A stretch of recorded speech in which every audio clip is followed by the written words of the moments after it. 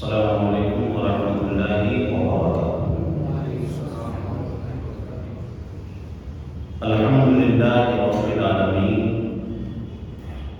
والعاقبۃ للمتقین والصلاة والسلام علی سید المرسلین، اما بعد فاعوذ باللہ من الشیطان الرجیم، بسم اللہ الرحمن الرحیم۔ سبحان الذي أسرى بعبده ليلا من المسجد الحرام إلى المسجد الأقصى الذي باركنا حوله لنريه من آياتنا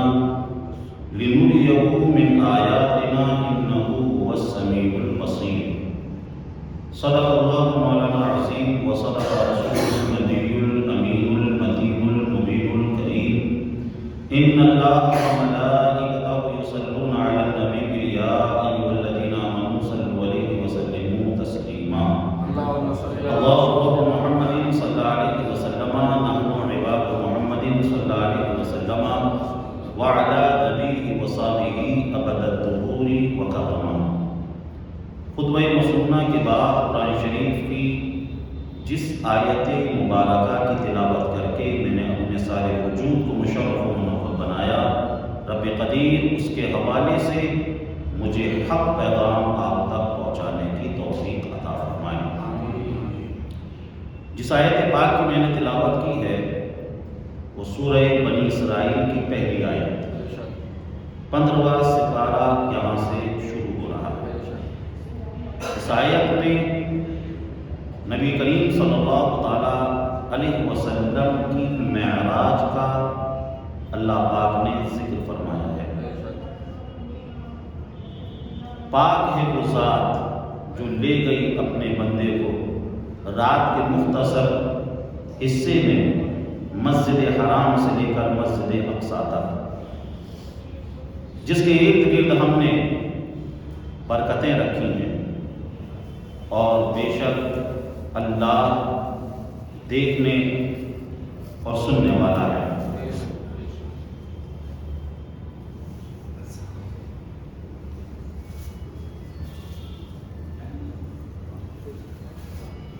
اس آیت پاک میں اللہ نے نبی کریم صلی اللہ علیہ وسلم کی معراج کا ذکر فرمایا، اور اس کے بعد سورہ والنجم میں 18 آیتوں میں اللہ نے ہمارے آقا صلی اللہ علیہ وسلم کی معراج کا ذکر فرمایا۔ تو معراج کا ذکر کرنا یہ اللہ کی سنت محمودہ ہے، اور نبی کریم صلی اللہ علیہ وسلم نے بھی کئی احادیث میں واقعہ معراج کو بیان فرمایا۔ تقریباً 35 صحابہ اکرام واقعہ معراج کو بیان کرتے ہیں۔ امام بخاری علیہ الرحمہ بخاری شریف میں تقریباً 11 جگہ معراج کی حدیثوں کو لے کر آئے ہیں۔ تو معراج کا ذکر کرنا اللہ کی سنت مبارکہ ہے، ہمارے آقا صلی اللہ علیہ وسلم کی بھی سنت مبارکہ ہے، اور صحابہ اکرام رضوان اللہ تعالی علیہم اجمعین کی بھی سنت مبارکہ ہے۔ محفل معراج میں حاضر ہونا یہ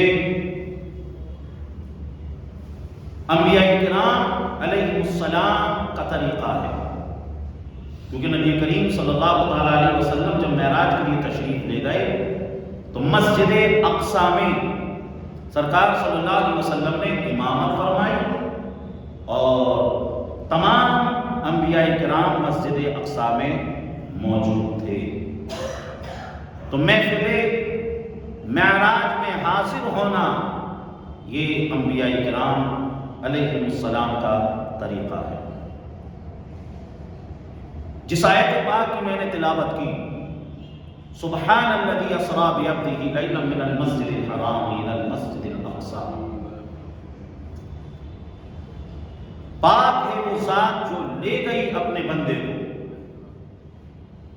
نبی کریم صلی اللہ علیہ وسلم نے نہیں کہا کہ میں گیا رات کے مختصر حصے میں مسجد حرام سے مسجد اقصیٰ تک، اور وہاں سے پھر آسمانوں پر، وہاں سے جنت اور جہنم کا معائنہ کیا اور آسمانی دنیا کی سیر کی۔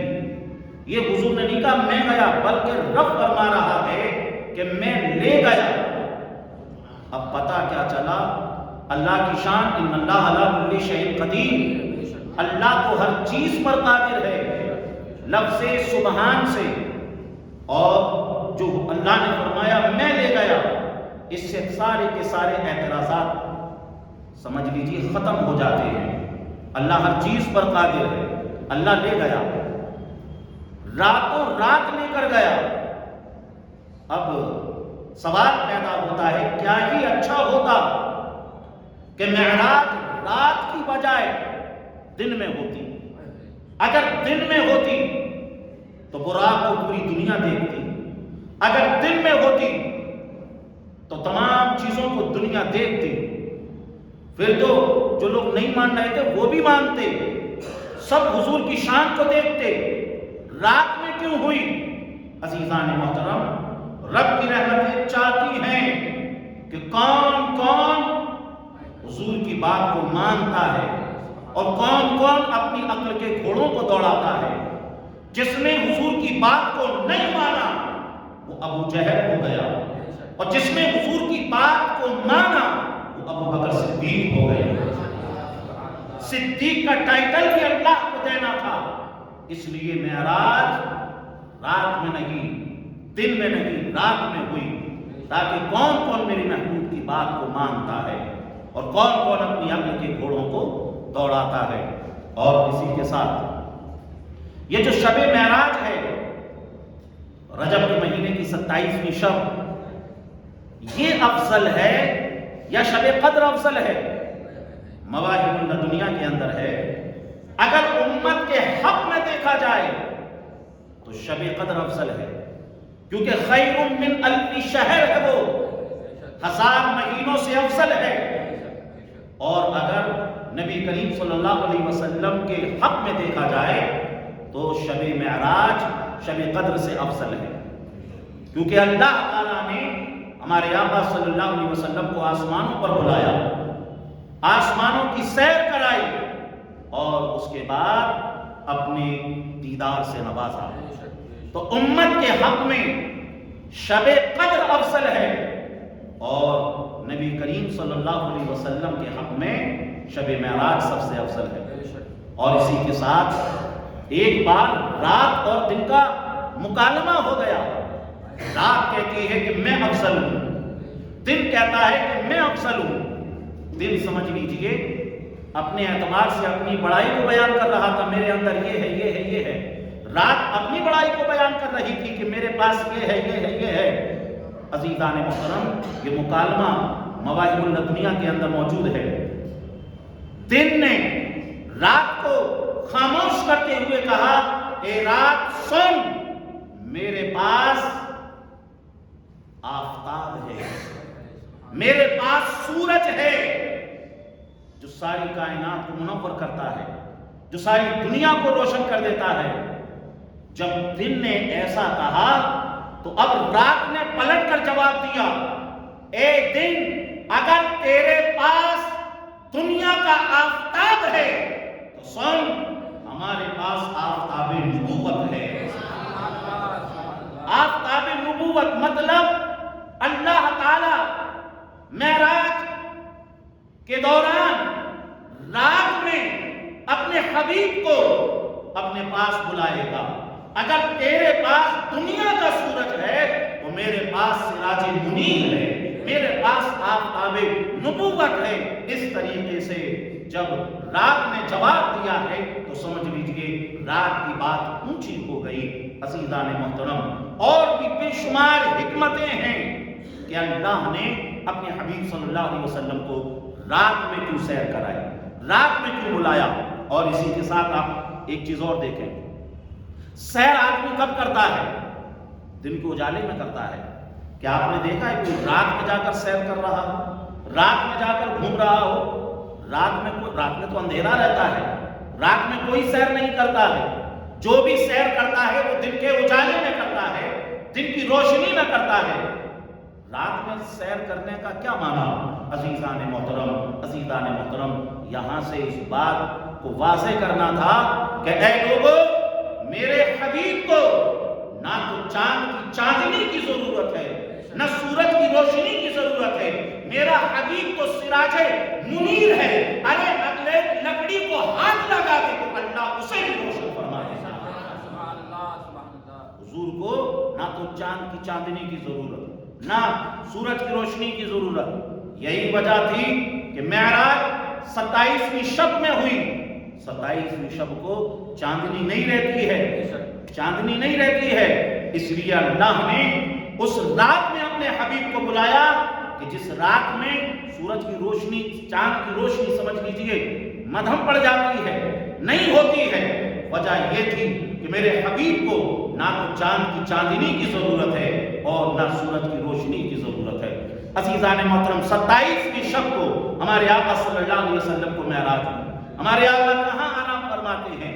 حضرت ام ہانی رضی اللہ تعالی عنہا کے گھر میں آرام فرما رہے ہیں۔ ام ہانی کون ہے؟ حضرت علی رضی اللہ تعالی عنہ کی بہن ہے۔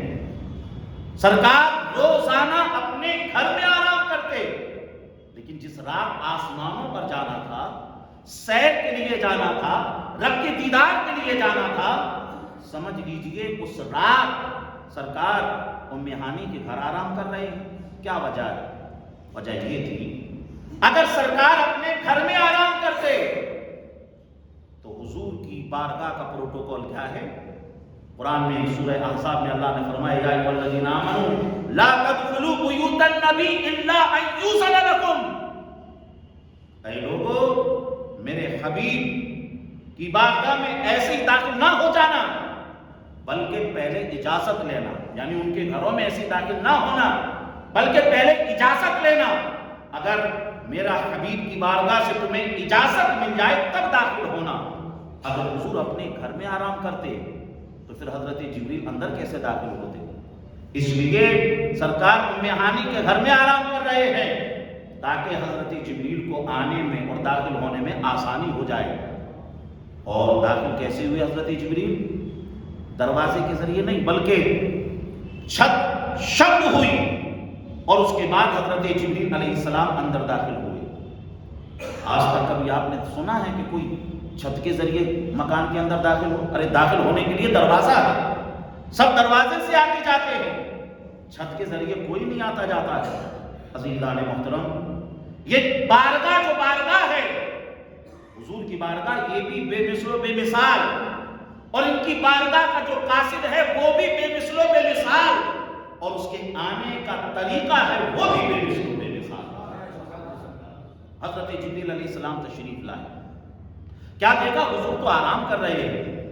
بارگاہ الہی میں عرض کیا مولا تیرا حبیب آرام فرما رہا ہے۔ رب کی رحمتوں نے کہا اے جبریل، ہم نے تمہارے ہونٹ کافور کے بنائے ہیں اور اپنے حبیب کے پیر نور کے بنائے ہیں، میرے حبیب کے پیروں کو بوسہ دو، نگاہ ختم نبوت پر حرکت محسوس ہوگی، میرے حبیب جاگ جائیں گے۔ حضرت جبریل نے ایسا ہی کیا، سرکار جاگ جاتے ہیں۔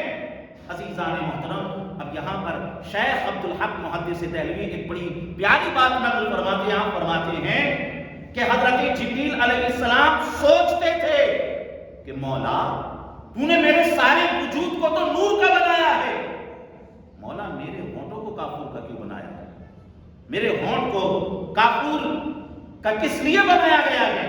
حضرت جبریل علیہ السلام کہتے ہیں اس راز کا انکشاف بھی میرے اوپر شب معراج ہوا، اس لیے میرے ہونٹ کافور کے بنائے گئے، کیونکہ معراج کی رات ان ہونٹوں کے ذریعے مصطفیٰ کو جگایا جائے گا، اس لیے رب نے میرے ہونٹوں کو کافور کا بنایا۔ عزیزان محترم، اور اس کے بعد یہ ساری کی ساری سچویشن کہ حضرت جبریل علیہ السلام اس طریقے سے آئے۔ حضرت جبریل علیہ السلام نے یہ سوچا، حضرت جبریل علیہ السلام نے اپنے ہونٹوں سے مصطفیٰ کے قدموں کو چوما، یہ ساری باتیں قرآن کی کسی آیت میں نہیں ہیں. آپ الحمد سے لے کے والناس تک پڑھتے چلے جائیے، کسی آیت میں نہیں ہے کہ جبریل علیہ السلام کی انٹری اس طریقے سے ہوئی، جبریل علیہ السلام نے اس طریقے سے سوچا، جبریل علیہ السلام نے اس طریقے سے پیروں کو چوما. یہ کسی آیت میں نہیں.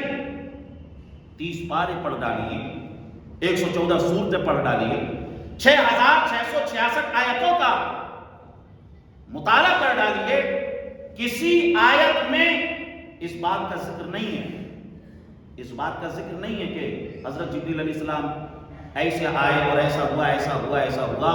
عزیزان محترم، اس چیز کو بھی ہمارے آقا صلی اللہ علیہ وسلم نے بیان فرمایا. ارے سرکار تو سو رہے ہیں، عزیزان محترم وہ سو بھی رہے ہیں اور جبریل کے آنے کے طریقے کو بھی دیکھ رہے ہیں. وہ سو بھی رہے ہیں اور جبریل کے سوچنے کے انداز کو بھی دیکھ رہے ہیں. پتا کیا چلا، معلوم کیا ہوا؟ جو نبی سو کر جبریل کی انٹری کو دیکھ سکتے ہیں، جبریل کے سوچنے کو دیکھ سکتے ہیں، وہ نبی گنبد خضرا سے موتی مسجد میں معراج کے بیان کی سننے والوں کو بھی دیکھ سکتے ہیں. پتا کیا چلا کہ نبی کو اپنے اوپر قیاس نہ کرنا. خود نبی کریم صلی اللہ علیہ وسلم نے فرمایا، بخاری شریف کی حدیث ہے، انی اسمع ما لا تسمعون وانی ارى ما لا ترون. حضور فرماتے ہیں، لوگوں جو میں دیکھتا ہوں وہ تم نہیں دیکھ سکتے، اور جو میں سنتا ہوں وہ تم نہیں سن سکتے. اعلیٰ حضرت جبھی فرماتے ہیں،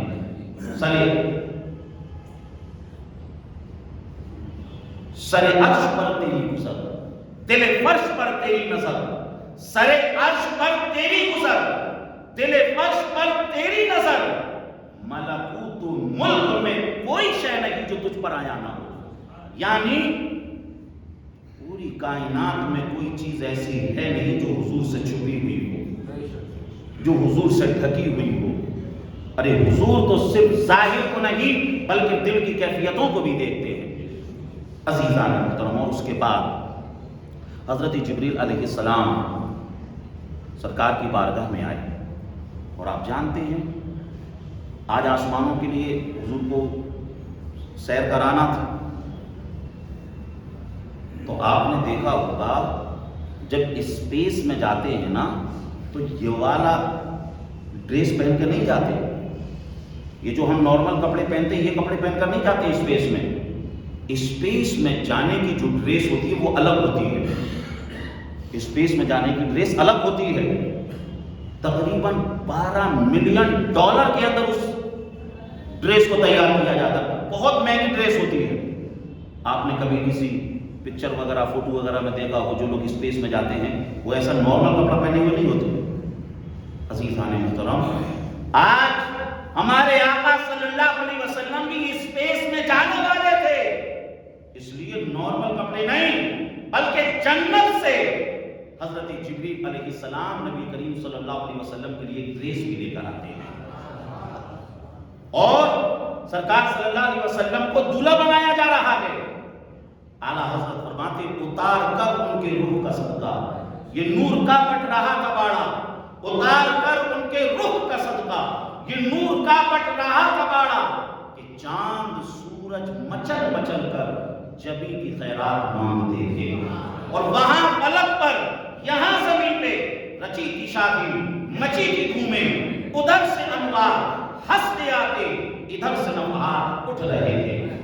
شب اسرا کی دلہا پہ تائب درود، نو شہری بس میں جنت پہ لاکھوں سلام. عزیزان محترم، سرکار صلی اللہ علیہ وسلم کے لیے جوڑا لایا گیا. اور یہ جو معراج ہے نا یہ بھی اس لیے ہوئی کیونکہ حضور کی امت ٹیکنالوجی میں بڑی ایڈوانس ہونے والی تھی، اور جو کوئی اسپیس میں چلا جاتا دنیا اسے ترقی یافتہ سمجھتی. دنیا جس ملک کا کوئی آدمی اسپیس میں چلا جائے وہ ملک ترقی یافتہ کہلاتا. اس لیے اللہ نے اپنے حبیب صلی اللہ علیہ وسلم کو بھی اسپیس میں بلایا، آسمانوں پر بلایا، تاکہ میرا حبیب وہاں جائے جہاں کسی کا گمان بھی نہیں پہنچ سکتا ہے، جہاں کسی کی سوچ بھی نہیں پہنچ سکتی ہے. اتنی اونچائیوں پر اللہ نے ہمارے آقا صلی اللہ علیہ وسلم کو بلایا، اور سرکار صلی اللہ علیہ وسلم کو لے جانے سے پہلے حضور کے سینے کو چاک کیا گیا۔ صحیح بخاری کی حدیث ہے، حضور کے سینے کو چاک کیا گیا۔ حضرت جبریل علیہ السلام نے حضور کے دل کو نکال لیا اور اس کے بعد آب زمزم سے دھویا اسے، اس کے اندر انوار و تجلیات کو داخل کیا، اور یہ ساری کی ساری چیزیں حضور ملاحظہ فرما رہے ہیں۔ میں پوچھنا چاہتا ہوں، آج جو اوپن ہارٹ سرجری بھی ہوتی ہے نا، تو اس میں دل کے ساتھ اس کا جو علاج کیا جاتا ہے، دل کی جگہ پر ایک پمپنگ مشین کو لگا دیا جاتا ہے، جس کی وجہ سے پوری باڈی کے اندر بلڈ سرکولیٹ ہوتا رہتا ہے۔ ایک پمپنگ مشین کو لگا دیا جاتا ہے، کیونکہ انسان بغیر آنکھ، بغیر ہاتھ، بغیر پیر کے تو رہ سکتا ہے، مگر بغیر دل کے نہیں رہ سکتا ہے، بغیر دل کے نہیں رہ سکتا ہے۔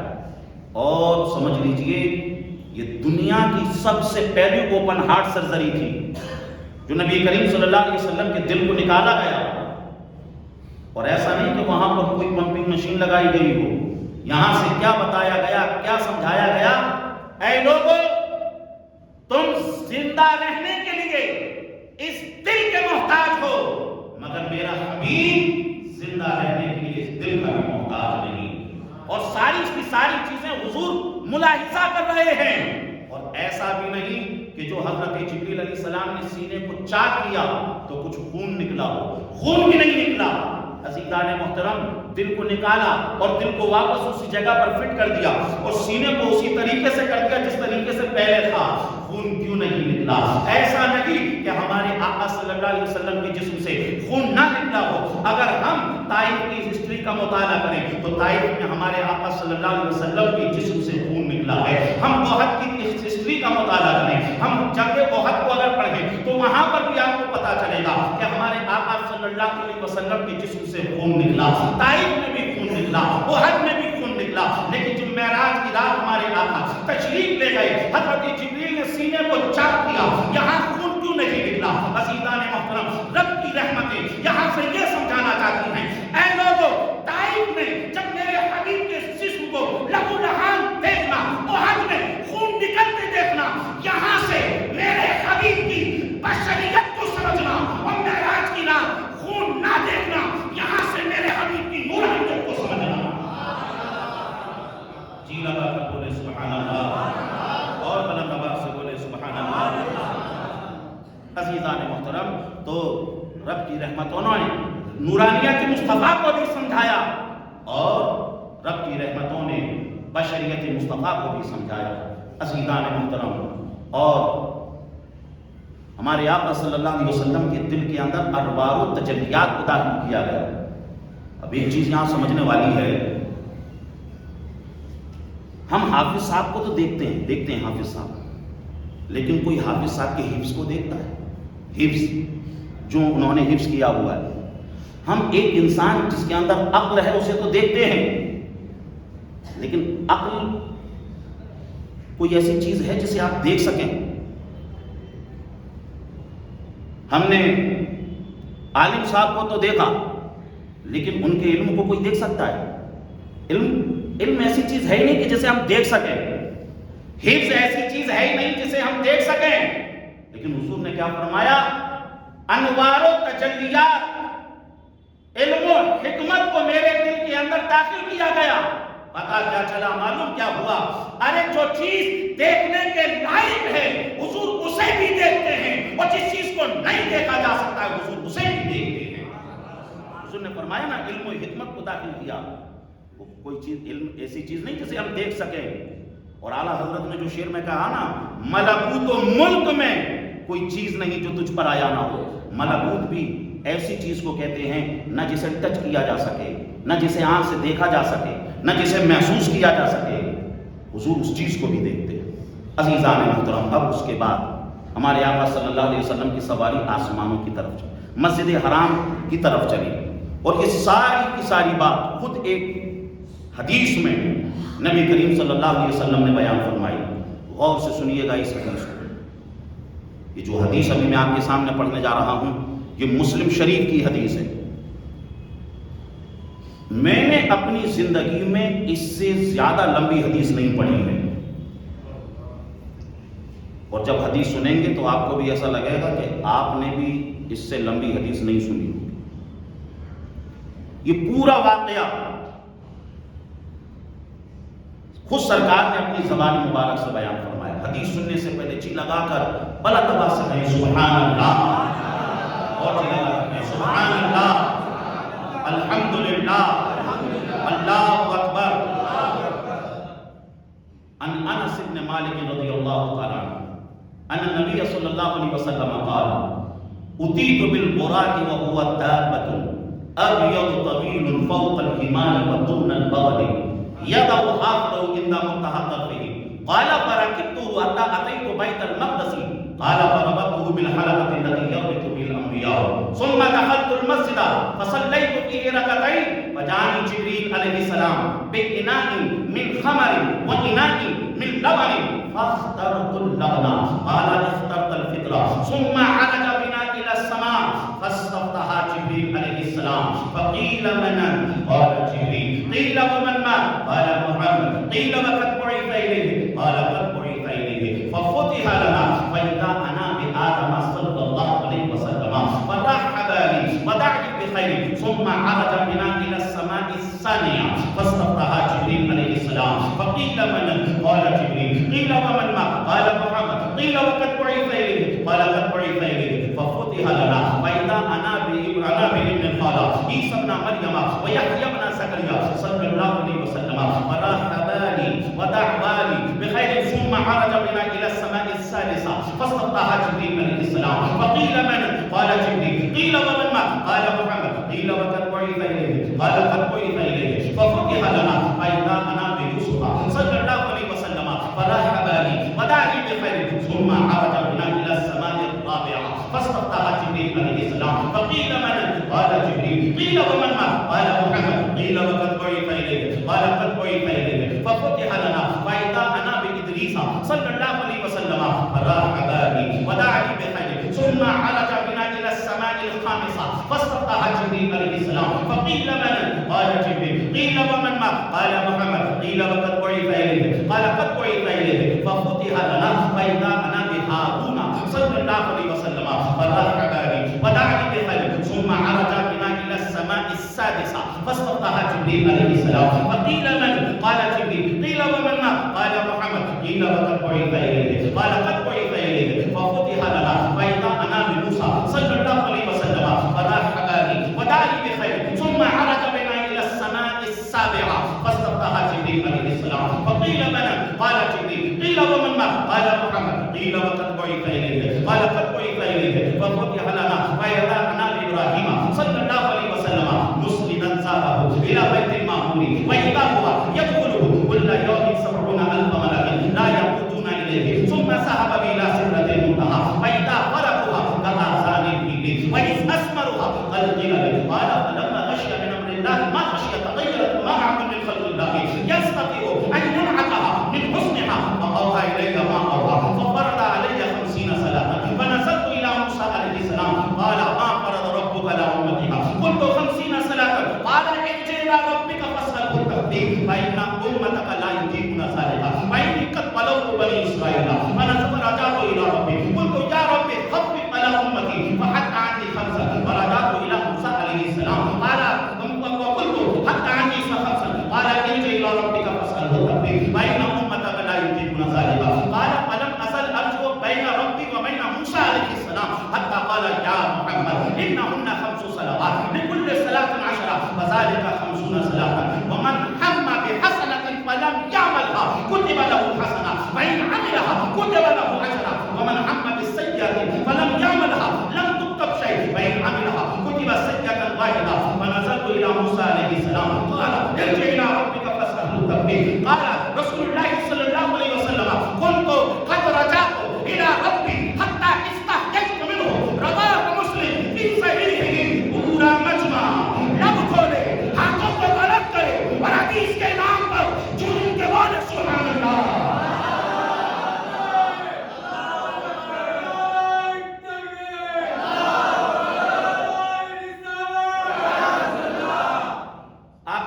صلی اللہ علیہ وسلم نے اس حدیث کے اندر پورے واقعہ معراج کو بیان کیا۔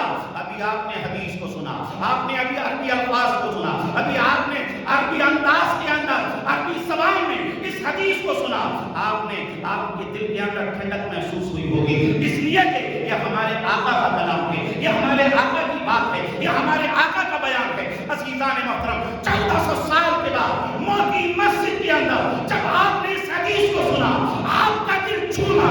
بتاؤ 1400 سال پہلے جب آقا نے اسی حدیث کو صحابہ کے درمیان بیان کیا ہوگا تو صحابہ کی دل کی کیفیتیں کیا رہی ہوگی؟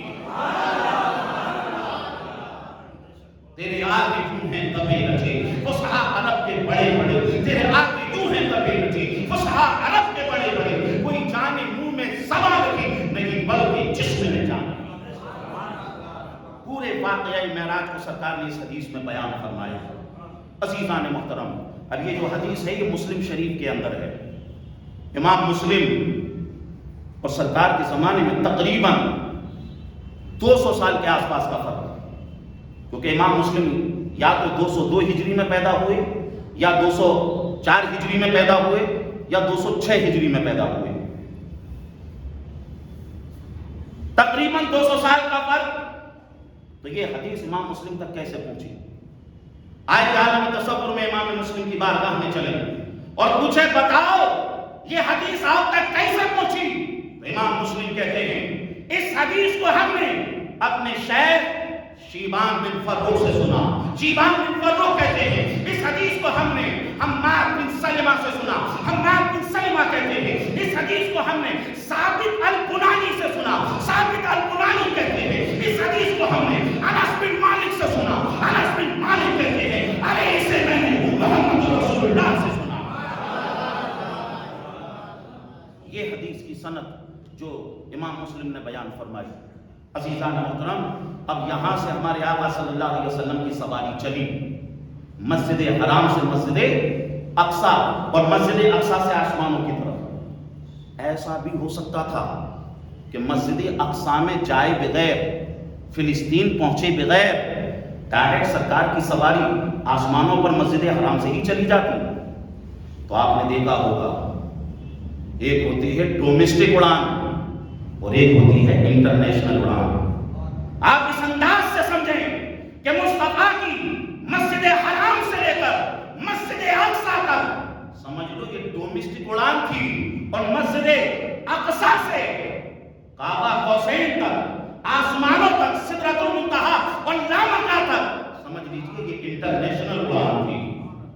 اور اس میں ایک حکمت یہ بھی تھی، اگر جب سرکار آ کے بیان کرتے اس واقعے کو، اگر ڈائریکٹ مکہ ہی سے اوپر آسمانوں پر چلے جاتے تو پھر آسمانوں کو تو کسی نے دیکھا ہی نہیں۔ اتمام حجت کے لیے اللہ تبارک و تعالیٰ نے پہلے مسجد حرام سے لے کے مسجد اقصی تک، کیونکہ ایک رات میں مسجد اقصی جانا اور وہاں سے آنا یہ بھی پوسیبل نہیں تھا۔ علامہ زمخشری لکھتے ہیں تقریباً 40 دن مکہ شریف سے فلسطین جانے میں لگتے تھے اور 40 دن آنے میں لگتے تھے۔ ایک رات میں یہ پوسیبل تھا ہی نہیں۔ تو اس لیے جب حضور وہاں سے آئے اور انہوں نے کچھ باتیں پوچھی، حضور نے بتائی، اس لیے تاکہ جس چیز کو انہوں نے دیکھا ہے اس چیز تک ان کو بتایا جائے تاکہ ان کے سمجھ میں آسانی سے آ جائے۔ عزیزان محترم، اور اگر کسی کو معراج کا واقعہ سمجھ میں نہیں آتا کیسے چلے گا تو میاں یہ حضور کا معجزہ ہے، اور معجزہ تو کہتے ہی اسے ہے جو عقل میں نہ آئے۔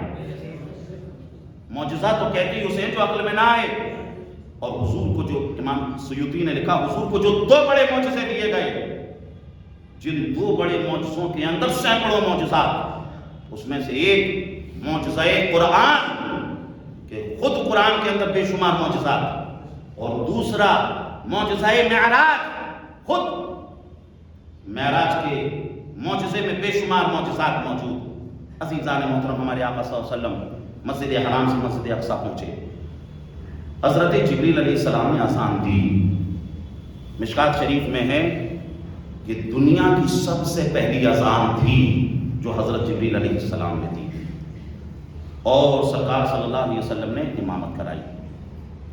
اعلیٰ حضرت فرماتے ہیں نماز اقصیٰ میں تھا یہی سے ایام مانا اولا سے کہ دستہ بستہ ہے پیچھے حاضر جو سلطنت آگے کر رہے تھے. سارے کے سارے انبیاء وہاں پر موجود اور اس کے بعد وہاں سے ہمارے آقا صلی اللہ علیہ وسلم پہلے آسمان سے لے کر 7ویں آسمان تک پہنچے. ہر آسمان پر سرکار کی ملاقات کسی نبی سے ہوئی.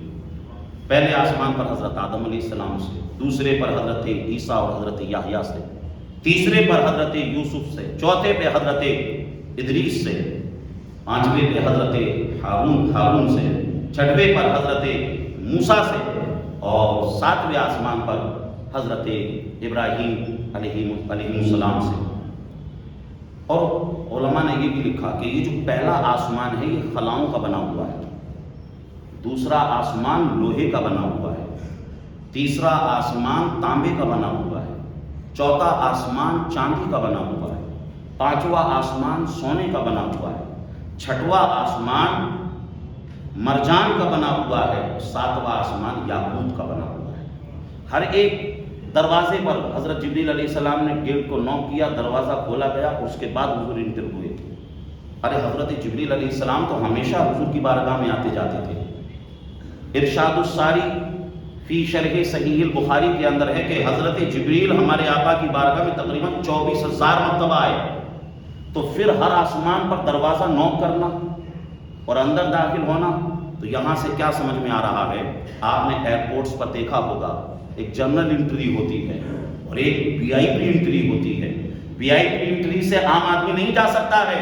پتا کیا چلا کہ حضرت جبریل علیہ السلام جن راستوں سے آسمان سے زمین پر تشریف لاتے تھے وہ راستے عام تھے، اور معراج کی رات جو حضور آسمانوں پہ تشریف لے گئے یہ خاص دروازوں سے حضور کو بلایا گیا. اس لیے اس دروازے سے کسی اور کی انٹری نہیں ہونا تھی، اس لیے دروازہ بند تھا. ہر ایک دروازے کو حضرت جبریل نے نوک کیا، دروازہ کھولا گیا، اس کے بعد حضور کی آگے انٹری ہوئی، حضور آگے تشریف لے گئے. سدرۃ المنتہا پر کیا ہوا؟ حضرت جبریل رک گئے اور کہنے لگے لو حضور حضرت جبریل نے کہا کہ میں یہاں سے ایک بال کے برابر بھی آگے بڑھا لا ترکت تو میرے سارے کے سارے پر چل جائیں گے. لو غنوت ان ملکا لا ترکت، اگر ایک کوے کے برابر بھی آگے بڑھا تو سارے پر چل کر ختم ہو جائیں گے. حضرت جبریل بھی رک گئے. ہمارے آقا تنہا معارج النبوت میں ہیں.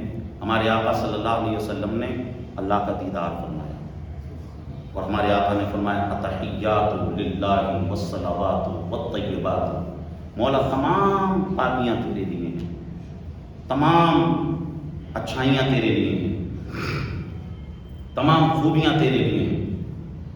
رب نے فرمایا السلام علیکہ ایھا النبی، اے نبی تم پر سلام. یہ جو اتحیات ہم پڑھتے ہیں نا، یہ معراج کی رات اللہ اور ہمارے آقا صلی اللہ علیہ وسلم کی گفتگو ہے.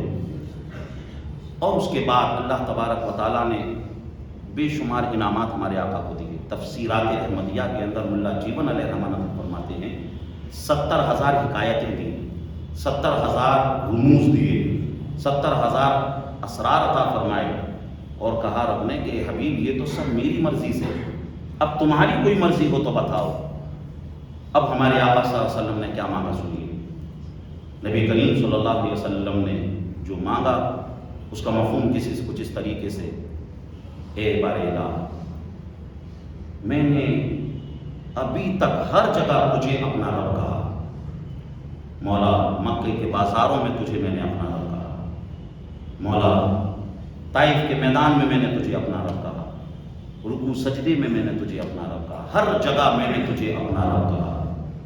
مولا تو بھی تو مجھے ایک مرتبہ اپنا بندہ فرما دے. حضور نے مانگا تو یہ مانگا کہ مولا تو مجھے اپنا بندہ کہہ دے. اور پھر جہاں جہاں واقعہ معراج کا رب نے ذکر فرمایا وہاں حضور کو لفظ عبد سے خطاب فرمایا. سبحان الذی اسری بعبدہ لیلا من المسجد الحرام الی المسجد الاقصی. اور امام راضی نے بڑی پیاری بات لکھی. امام راضی لکھتے ہیں کہ نبی کریم صلی اللہ علیہ وسلم سے رب کی رحمتوں نے پوچھا اے حبیب تمہیں کیسے پتا چلا، تمہیں کب پتا چلا کہ میں نے تمہیں ساری کائنات سے افضل بنایا ہے؟ نبی کریم ارشاد فرماتے ہیں اے پروردگار عالم، جب تو نے مجھے اپنا بندہ کہا تب میں سمجھ گیا تیرے نزدیک اس پوری کائنات میں سب سے افضل کوئی ہے تو میں ہوں۔ عزیزان محترم، اس کے بعد نمازوں کا تحفہ اللہ کی بارگاہ سے حضور کو عطا ہوا اور نبی کریم صلی اللہ علیہ وسلم نے اللہ کا دیدار فرمایا۔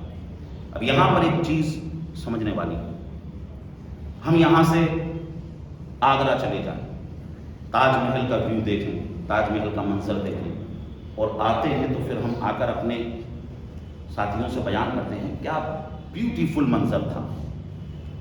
کسی بھی خوبصورت جگہ چلے جائیں آپ، جب وہاں کا منظر آپ دیکھتے ہیں اور آپ کو اچھا لگتا ہے تو آپ اس کو بیان کرتے ہیں کہ بہت اچھا منظر۔ آپ مسجد نبوی عمرے کے لیے جب جاتے ہیں، مسجد نبوی جاتے ہیں، حرمین طیبین جاتے ہیں تو وہاں کی بھی چیزوں کو آپ بیان کرتے ہیں۔ جو بھی کسی اچھے منظر کو دیکھتا ہے اس منظر کی تعریف کرتا ہے۔ کیا آج تک کسی منظر نے کسی آنکھ کی تعریف کی ہے کہ یہ آنکھ کتنی پیاری ہے، یہ آنکھ کتنی حسین ہے؟ ایسا نہیں ہوا ہے۔ بھئی آپ کسی بھی خوبصورت منظر کو دیکھتے ہیں تو آپ کی آنکھ اس منظر کی تعریف کرتی ہے، مگر وہ منظر آپ کی آنکھ کی تعریف نہیں کرتا۔ مگر شب معراج مصطفیٰ نے جب اللہ کو دیکھا، وہ جو منظر تھا، رب کو دیکھنے کا جو منظر تھا، یعنی اللہ نے جو رب کو دیکھا تو جو منظر تھا، رب کی ذات پکار اٹھی، ما زاغ البصر وما طغى لقد رأى من آیات ربہ الکبریٰ۔ اے حبیب، تیری آنکھ کتنی پیاری ہے، نہ تیری آنکھ چھپکی نہ پھٹکی، اور تیری آنکھ نے مجھے دیکھ لیا۔ عزیزان محترم، یہ منظر نے حضور کی آنکھوں کی تعریف کی۔ اسی لیے اعلیٰ حضرت فرماتے ہیں کس کو دیکھا یہ موسیٰ سے پوچھے کوئی، کس کو دیکھا یہ موسیٰ سے پوچھے کوئی، آنکھ والوں کی ہمت پیدا ہو سلام، آنکھ والوں کی ہمت پیدا ہو سلام۔ اور اسی کے ساتھ ساتھ اعلیٰ حضرت فرماتے ہیں اور کوئی غیب کیا تم سے نیہا ہو بھلا، جب نہ خدا ہی چھپا تم پہ کرو۔ عزیزان محترم، حضور لامکان سے واپس تشریف لائے، سرکار صلی اللہ علیہ وسلم اپنی امت کے لیے ایک تحفہ لے کر آئے، نمازوں کا تحفہ۔ اب آپ سوچیں، آپ کہیں سے اپنے کسی دوست اور عزیز کے لیے کوئی تحفہ لائیں، اس تحفے کو آپ کا دوست لے اور آپ کے سامنے ہی جوتے کے نیچے مسیل دے تو آپ کا دل ٹوٹے گا کہ نہیں ٹوٹے گا؟ یقیناً ٹوٹے گا۔ آپ کہیں گے یار اگر اس کے معیار کا یہ تحفہ نہیں تھا تو اس کو اس تحفے کی انسلٹ نہیں کرنا چاہیے تھی۔ عزیزان محترم، ہمارے آقا صلی اللہ علیہ وسلم امت کے لیے معراج کی رات جو رب نے بلایا وہاں سے نمازوں کا تحفہ لے کر آئے۔ اب سمجھ لیجیے اگر اس تحفے کی ہم قدر نہ کریں تو حضور کے دل کو کتنی تکلیف ہوتی ہوگی، اس کا آپ اندازہ لگا سکتے ہیں۔ کیونکہ حضور نے فرمایا قرۃ عینی فی الصلاۃ، نماز میں میری آنکھوں کی ٹھنڈک ہے۔ رب نے فرمایا اقیموا الصلاۃ اقیموا الصلاۃ، نماز قائم کرو، نماز قائم کرو۔ حافظوا علی الصلاۃ والصلاۃ الوسطیٰ، سب نمازوں کا خیال رکھو، خاص طور سے بیچ والی نماز کا۔ بے شمار نماز کی فرضیت کے اوپر دلیلیں موجود ہیں۔ عزیزان محترم، ہمارے آقا صلی اللہ علیہ وسلم جب تشریف لے آئے اور حضرت ام ہانی کو جب یہ بتایا تو حضرت ام ہانی نے کہا کہ آپ اس کو بیان مت کیجیے گا ورنہ لوگ اس کو جھٹلائیں گے۔ یہ خواب کی بات نہیں تھی، خواب میں تو کوئی بھی کہیں پر بھی چلا جاتا ہے، مگر حضور فرما رہے ہیں کہ میں یہاں سے وہاں گیا، وہاں سے وہاں گیا۔ لیکن حضور نے صحن حرم میں آ کر جب اس کو بیان کیا کہ میں مسجد حرام سے مسجد اقصیٰ گیا، تو ابو جہل نے جیسے یہ سنا تو ابو جہل تو پگلا گیا، ناچنے لگا اور کہنے لگا یہ تو ایسی بات ہاتھ لگ گئی ہے، اس کو تو ان کے بھی نہیں مانیں گے۔ دوڑ کے حضرت ابوبکر صدیق کے پاس گیا اور کہنے لگا بتاؤ اگر کوئی کہے کہ میں یہاں سے فلسطین راتوں رات گیا اور راتوں رات جا کر واپس آ گیا، ایسا ہو سکتا ہے؟ امام طبری نے لکھا، حضرت ابوبکر صدیق کہتے ہیں پہلے یہ بتاؤ ایسا کہہ کون رہا ہے؟ ابو جہل نے دل میں سوچ لیا تھا اس کو تو یہ بھی نہیں مانیں گے، کہا کہ جن کا تم کلمہ پڑھتے ہو نا وہی کہہ رہے ہیں۔ حضرت ابوبکر صدیق نے فرمایا اگر وہ کہہ رہے ہیں تو بالکل صحیح کہہ رہے ہیں۔ کہا کہ ابو بکر تم سے ایسی امید نہیں تھی، تم تو پڑھے لکھے ہو، سمجھدار ہو۔ حضرت ابو بکر نے کہا کہ یہ تو چھوٹی سی بات ہے، ہم نے تو اس سے بڑی بڑی باتوں کو مان لیا ہے۔ ہم نے جبریل کو نہیں دیکھا لیکن حضور نے کہا جبریل آتے ہم نے مان لیا۔ ہم نے قبر میں نہیں دیکھا منکر نکیر آتے ہیں کہ نہیں آتے، حضور نے کہا ہم نے مان لیا۔ ہمیں نہیں معلوم یہاں پر کرامن کاتبین ہیں کہ نہیں، حضور نے کہا ہم نے اس کو بھی مان لیا۔ ہمیں پتہ نہیں جہنم میں کیا ہو رہا ہے، حضور نے کہا ہم نے اس کو بھی مان لیا۔ ہمیں نہیں معلوم جنت میں کتنی نعمتیں ہیں، حضور نے کہا ہم نے اس کو بھی مان لیا۔ ارے حد تو یہ ہے ہم جس رب کو مانتے ہیں ہم نے اسے بھی نہیں دیکھا، بس اتنا ہے ایک دیکھنے والے کا کہا مان لیا ہے۔ اے خدا ہم نے تجھے بھی دیکھے خدا مان لیا ہے۔ اب اس کا پیترا یہاں پر خالی نکل گیا۔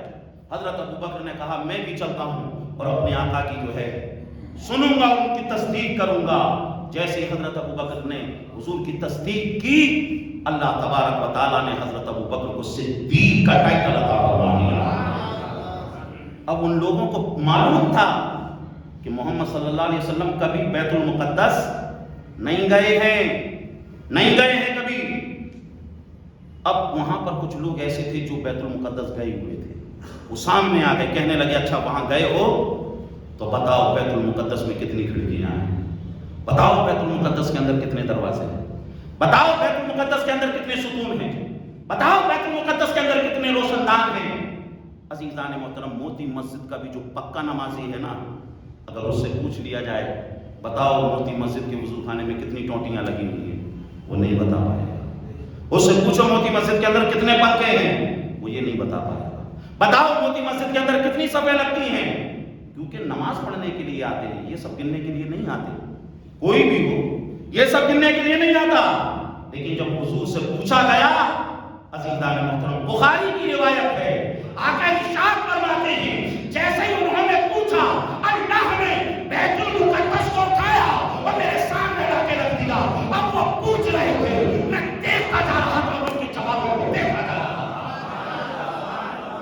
نعرہ تکبیر، نعرہ رسالت، مفتی جعفر نوری صاحب۔ وہ پوچھ رہے تھے کتنے روشن دان ہیں، میں دیکھ رہا تھا اور روشن دانوں کو بتا رہا تھا۔ وہ پوچھ رہے تھے کتنے ستون ہیں، کتنی کھڑکیاں ہیں، ایک ایک چیز کو پوچھتے گئے، میں سب کو بتاتا گیا۔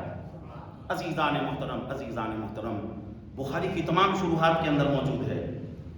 اب یہاں پر سوال پیدا ہوتا ہے کہ ایک تو بیت المقدس حضور کے سامنے اور ایک بیت المقدس فلسطین میں بھی تھی، تو اب اوریجنل کون سی تھی؟ وہ فلسطین والی تھی یا جو حضور کو دکھائی جا رہی تھی؟ عاشق کہتے ہیں بیت المقدس کی کاپی فلسطین میں تھی اور جو اوریجنل بیت المقدس تھی وہ حضور کے سامنے تھی۔ اور اتنا تو کلیئر ہو گیا نا، دو بیت المقدس، ایک وہاں اور ایک حضور کے سامنے، بخاری کی تمام شروحات کے اندر موجود ہے۔ میاں آج دنیا اعتراض کرتی ہے کہ حضور یہاں موجود ہیں کہ نہیں، حضور تو مدینہ شریف میں ہے، یہاں موجود ہے کہ نہیں؟ تو سنو، ایک پتھر کی بنی ہوئی عمارت بیت المقدس میں بھی رہے اور حضور کے سامنے بھی رہے۔ ارے جب ایک پتھر کی عمارت دو جگہ رہ سکتی ہے تو بتاؤ حضور کیوں نہیں رہ سکتے ہیں؟ اور یہاں یہ بھی سمجھ لو، لوگ کہتے ہیں کیسے چلے گئے، کیسے آ گئے؟ ارے شیطان کی رفتار کو آپ کو معلوم ہے، وہ یہاں پر ہے، سیکنڈ نہیں لگے گا، وہ کہیں پر بھی پہنچ جائے گا۔ ارے جب شیطان کو اتنی رفتار اللہ نے عطا کی ہے تو بتاؤ اپنے حبیب کو کتنی رفتار عطا کی ہے۔ آخری بات کہہ کے اپنی بات کو مکمل کرنا چاہوں گا، یہاں پر بھی ان کی نہیں بنی، ابو جہل اینڈ کمپنی کی یہاں پر بھی نہیں بنی۔ وہ کہنے لگے یہ سب جادو ہے۔ اچھا یہ بتاؤ جب آپ آ رہے ہوں گے یا گئے ہوں گے کچھ قافلے ادھر سے ادھر آ رہے ہیں، بتاؤ ان قافلوں کے بارے میں بتاؤ۔ تمام سیرت کی کتابوں میں موجود، مواہب اللدنیہ اور دیگر کتابوں میں موجود۔ حضور نے فرمایا کہ مجھے ایک قافلہ مقام ذی فضا پر نظر آیا، ایک قافلہ مجھے مقام روحا پہ نظر آیا، ایک قافلہ مجھے مقام تلوین پہ نظر آیا۔ کہنے لگے اچھا یہ بتاؤ یہ قافلے کب تک پہنچ جائیں گے؟ حضور نے فرمایا ایک قافلہ جو ہے سورج طلوع ہونے سے پہلے پہلے پہنچ جائے گا، دوسرا قافلہ جب سورج بیچوں بیچ ہوگا تب پہنچ جائے گا، اور تیسرا قافلہ سورج غروب ہونے سے پہلے پہنچ جائے گا۔ اب سارے کے سارے لوگ اونچائیوں پہ چڑھ کر ان قافلوں کا ویٹ کرنے لگے۔ وہ اس لیے ویٹ کر رہے تھے کیونکہ حضور کی بات جھوٹی اور ہم جشن منائیں، اور حضور کے دیوانے بھی ان قافلوں کو دیکھ رہے تھے۔ سمجھ لیجئے سورج ابھی نکلا نہیں تھا جو حضور نے فرمایا کہ پہلا قافلہ آ جائے گا، پہلا قافلہ مکہ پہنچ چکا تھا۔ دوسرا قافلے کے بارے میں حضور نے فرمایا جب سورج بیچوں بیچ ہوگا تب آ جائے گا، سورج بالکل بیچوں بیچ میں دوسرا قافلہ آ جائے گا۔ اب تیسرا قافلے کے بارے میں حضور نے فرمایا سورج غروب ہونے سے پہلے پہلے تیسرا قافلہ بھی آ جائے گا۔ اب وہ لوگ بھی دیکھ رہے تھے، حضور کے چاہنے والے بھی دیکھ رہے تھے، ان کو ایسا لگ رہا تھا کہ یہ قافلہ سورج غروب ہونے سے پہلے نہیں آ سکتا ہے۔ وہ دیکھ رہے تھے کہ سورج تو بالکل غروب ہونے والا ہے، اور اگر قافلہ آنے والا ہوتا تو کئی بہت دور پہلے سے اس کا گرد و غبار نظر آنے لگ جاتا ہے۔ اگر قافلہ آتا بھی تو ہمیں دھول مٹی نظر آتی ہے، اور سورج تو ڈوبنے ہی والا ہے، سورج تو غروب ہونے والا ہے، قافلہ نہیں آئے گا۔ وہ ایک طریقے سے جشن کی تیاری میں لگ گئے کہ یہاں تو حضور کی بات جھوٹی ہو گئی، یہاں تو حضور کی بات جھوٹی ہو گئی۔ وہ جشن کی تیاری کر رہے تھے، اور حضور کے جو دیوانے تھے ان کی بھی سانسیں اوپر نیچے ہو رہی تھی، کیونکہ قافلہ نظر نہیں آ رہا تھا، قافلہ نظر نہیں آ رہا تھا، اور سورج ڈوبنے والا تھا۔